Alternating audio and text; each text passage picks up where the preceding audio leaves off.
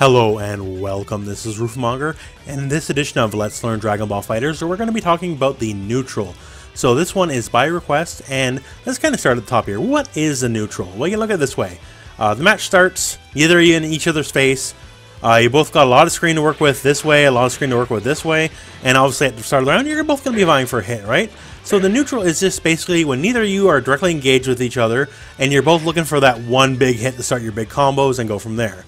So the neutral is basically a reward system. If you win the neutral, you get your damage and you get your knockdown. If you get your knockdown, you get your mix-ups, you get your pressure, and each successful win of neutral brings you closer to the corner. And the corner, then, if you put any time in this game, being in the corner is a very scary thing, and if you get them in the corner, it's a very fun thing for you, right? So it's all about vying to win the first big hit, a first clean hit in neutral, to eventually push the enemy to the corner, and then get your mix-ups, get your pressures and all that. But you can't do any of that without first winning the neutral. So in this video, what I'm going to explain it is on three basic parts here. First up, the basics that apply to everyone.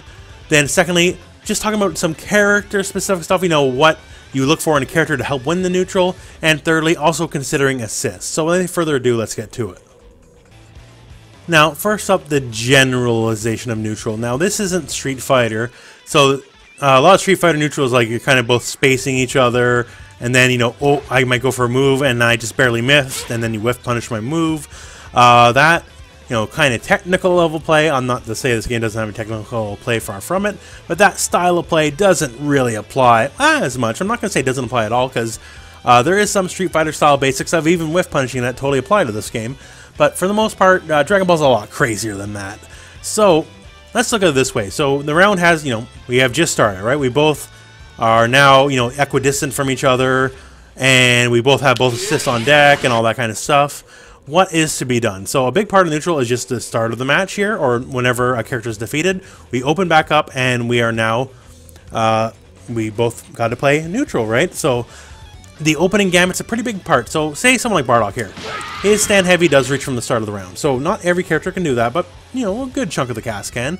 So that's always an option, just go for stand heavy. Now this only works if they're doing a move that is slower than it and also trying to do something. Now a lot of people will base their moveset off the fact that it is faster than stand heavy, but just as an idea. And of course, if you get your stand heavy, homing dash, and then we can work forward, and then all of a sudden, we're basically at the corner, and then the pressure game begins. So from that one simple act, you have won the neutral, and then you begin your corner pressure game. Now that said, the opening gambit's super more layered than that. So say now I'm Vegeta, and I know you're gonna just go for stand heavy, right? I can just go, oh hey, and I'll beat you. So if you want to just instant air backdash, or even jump in a regular backdash, or whatever, it doesn't really matter. You can take the very straightforward approach and just simply slap it on its head. So a basic key blast is a fantastic tool in the regular neutral. It's actually most part, there's character specifics to be involved, but for the most part, this is one of the main tools of the neutral. Because a single hit here, it does not do a lot of damage, but it is intended to frustrate, it is intended to make people do bad plays, and most of all, it is intended to bait out the homing dash. And if you're not already well aware, homing dash completely blows through everything that's a basic key blast, and this includes special moves that have counts as basic key blast. So like Super Saiyan Vegeta's Energy Barrage is a basic key blast as per homing dash rules, so you can just homing dash through it. So for some characters with better basic key blasts, a big part of the game plan, like say we have Android 12, I'm dyslexic, Android 21, say we have her and she's her basic key blast. This is a fantastic regular key blast, as it eats up a lot of screen. If multiple hits connect, actually does a fair little bit of damage. And it's really going to tempt people just to what we call bypass the neutral, because normally like you can get in, like kind of block your way in and keep going from there. So we can just say screw it, and we're just going to homing dash, and we have now effectively quote unquote bypassed the neutral. But that's a mind game in and of itself. So we can toss out key blasts to make you want to get frustrated and just bypass this whole thing, like rather than once again quote unquote earning your way in. So we can just do this and see where it goes. And of course, then you want to bait it out with a down heavy or whatever. But let's talk about homing dash, because as far as Dragon Ball is concerned, this is a giant part of neutral that's not present in most other games. So obviously, it's an omnidirectional homing dash. Very big deal. and it has partial fireball immunity, meaning, you know, the basic Ki Blast goes through. And it's safe on block, so why not always do it, right? Well, sometimes you should just go for it. Like, I find one of the marks of getting out of the beginner level play of this game is to stop homing dashing as much, because a lot of people use it as a crutch. But then one of the hallmarks of getting more advanced in the game is to start using it more, and not obviously as much as your beginner level, but even myself personally, I hit a phase where I'm like, okay, I'm done with homing dashing unless I know for a fact I am going to get a basic Ki Blast, right? And after a while I realized, oh, one thing that's holding me back is I don't homing dash as much as I should. So it's just an incredibly strong tool. Once again, safe on block, and even, say we said the guard all here, there's a lot of set play and gameplay and all sorts of, you know, guessing elements just involved in that. So we use it, it connects, say it's blocked, whatever.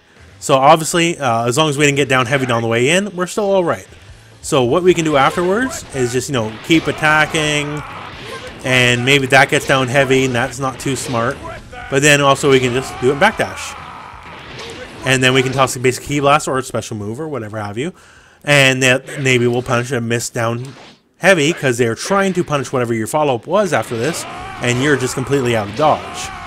So, and then once we condition an opponent to believe that, at that point they will no longer expect it down heavy, and then they can just forward dash in and keep attacking.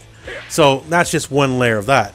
So some characters, they want to, honestly, like say like a Bardock, he doesn't have much going for him here in terms of the neutral. So other than just running in like a madman and just attacking, that's going to be a lot of his neutral. Is if he can't get in by normal means, he will wait for the right moment to homing dash in and just try to bypass everything. And if he gets a hit, great, fantastic, and keep going. And if not, well, those are some of the situations we can work with. But someone like Cell. So Cell, kind of the exact opposite of Bardock in that, well, yeah, he's very strong, straightforward, absolutely, but he doesn't have to worry about, you know, just playing one thing. So his aspect neutral is, you know, you got to come to me, because I have these dominant beams that control most of the screen. Like, look at this angle. This is an incredibly dominant angle, right? So the old Bardock just running in like a fool and then the odd homing dash will not play too well against something like this. So some characters like Cell can pull a stunt. Now this is not going to be his only game plan, as obviously it would take like something like what, 30 Kamehamehas to kill 3 characters, not including sparking. So that's not going to be a successful game plan. But it's a very good thing to frustrate people, and obviously if you even got 1 bar, any stray hit converts into a full combo in this game.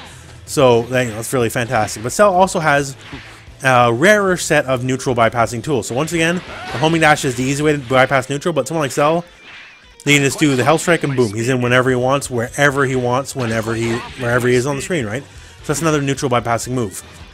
Now another thing about neutral, and we'll switch our characters for this one. Alright, so we talked about neutral, you can rush in like a madman, hope you get a hit. We talked about neutral by trying to bypass the neutral by just homing dash and hope you get a hit, and some other moves like it. And some characters like Cell who want to frustrate you, your plans to getting, because they have such dominant long-range options, and by any means, not the only way to win, but they do put a lot of focus on it because it's a big option for them that just straightforward rushing through is not going to work. But now there's a subset of characters who win through basically the old term we would call footsies. Doesn't really apply as much in Dragon Ball, but people like your Kid Boos of the world here. They have dominant normals, so their basic attacks are what lets them win, the neutral. So if you are, Super Saiyan Vegeta here, like look at the range of my moves here. It is not much, right? Versus me being Kid Boo, I can hit you from here, and it's combo time, right? So I can hit you from there, I can hit you from this far away, I can, jump forward and cross you up. And the range lets me fight a completely different game plan if you cannot match this range. My options are so much greater than yours, and of course someone like Kid Boo also has the beams, also has like, range attack stuff too. But this is like a kind of range here where Kid Boo, if you're not a character like Kid Boo that can't match this range, he can just dominate you free. Because he can put pressure on you from a range you effectively have no real way to deal with. Someone like Vegeta here, all I do is like maybe toss a basic Ki Blast, which is not a big deterrent, and try to jump in and that kind of stuff here. But for someone like Kid Boo here, the normals are the way we win. So we have someone here also, Android 16. So Android 16, like if we're this close here, someone like a Vegeta will have to use a medium, whereas Android 16 only has to use a jab to connect. So his move is much faster, has much more range. So in this range here, specifically, if we're both just this close to each other, Android 16 has such a massive advantage over Vegeta because he has the faster, longer range move. And that is the advantage of the characters who have exceptional normals, or we call them buttons sometimes. And on top of that, there's also, once again with 16, just the option to Bulldog. Now, this is mostly exclusive to 16, I guess, Broly now. But if you ever played against 16, you already know this move. On top of having great range, which is already why it's a good move, because we already talked about why range is such a value. And, you know, you can start a full combo from just that and get closer to the corner and then get whatever you want from there. It also has the armor. So if you're fighting someone like a Kid Buu, and all Kid Buu wants to do here, he just wants to do his stand medium all day, then someone like Android 16 can just as easily armor through it. And if I know you're just going to hit buttons all day, well, that's cool. I'm just going to armor through your stuff because I know you are predicated towards attacking me, and I have a move that's literally, you know, in the essence of Steven Seagal, going to reverse it on you, and you have now been punished for getting overly aggressive on me. Now that's, you know, one play style that's still, as of the time of this game, at the time of the video, still a fairly rare option for a lot of characters to have, but for someone like a 16 or a Brawler, or even a Tien with a volleyball fist, that is an option where I can now punish an overly aggressive normal situation style of play with my armor. So those are just some layers of many, many, many layers. So then we also got to take assists into consideration. So like, oh hey, here's sitting down, I better come at him. Oh no, I just got blown up. So that's a very common thing here, because your assists are also your neutral. So some characters, they want to save their assists for combos, and that's perfectly valid. But say I have Goku on my team here. Say I'm deficient in this area that I want to beam, but I don't have a beam. And then all of a sudden I have a long-range beam, just like Goku does, right? Because I can just click one button and I get it. Now on top of that, I can just be defensive. I can let the enemy overextend, and I can see what they do, and I can just play and wait it out. Sometimes seeing what your enemy is doing and devising a counter strategy is exactly what you need, and just, you know, it's honestly, in a way, it's kind of just fishing. So I can toss this out. Oh, cool, connected. Vanish. And I can get a bit of a combo, or I can say, you know, oh, a cool connected candy beam. That's Kid Buu specific, obviously. But you can effectively just fish. Just toss out that assist, and if you can see it hit, it's fantastic, right? Some assists are much better than other assists. But that said, assist is still a totally valid and important part of your neutral game plan. Now, a lot of assists are going to be more, you know, pressure tool based. So, you know, we got the enemy. Oh, we did something unsafe. We use that to make our move safe, and we get the second rep. Sure, that's fine. But certain assists are much better at it in just the raw, chaotic game plan of the neutral. Because if you get even one hit, you know, that's fantastic. We can convert. And if not, there's usually little risk involved, honestly, for just tossing out the assist and seeing what happens, other than just you lose the assist on the cooldown for a bit, and that's honestly not too big of a loss. But your assists, and once again, this all depends on the assists.